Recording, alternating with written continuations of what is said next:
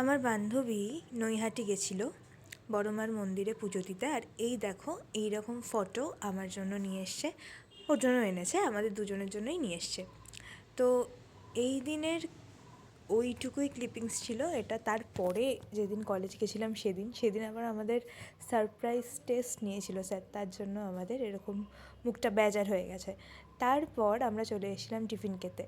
আমি এনেছিলাম ভাত, ডাল, ডিমের পোচ, আর স্নেহা নিয়েছিল একটা ভেজ থালি, তার মধ্যে আলু ফুলকপির তরকারি ছিল, পনির ছিল, ডালও ছিল, ওটাও নেয়নি, আমার থেকে নিয়েছিল, আর আলু ভাজা ছিল। আর এই দেখো আমি ব্রাউনি খেতে ভালোবাসি বলে ও আমার জন্য এনেছে হচ্ছে ব্রাউনি। আমি এই ব্রাউনিটা খেতে খুব ভালোবাসি। আর ওর বাড়ির উল্টো দিকেই বাঞ্ছারাম আছে, তাই ও আমার জন্য নিয়ে আসে সব সময়। তারপর ও আমার জন্য রোস্টেড পিনাটসও নিয়ে এসেছিলো। এই করেই সেদিন আমাদের কলেজ দিন গেছে। আর ফেরার সময় কিন্তু প্রচণ্ড বৃষ্টি হয়েছিল, প্রচণ্ড।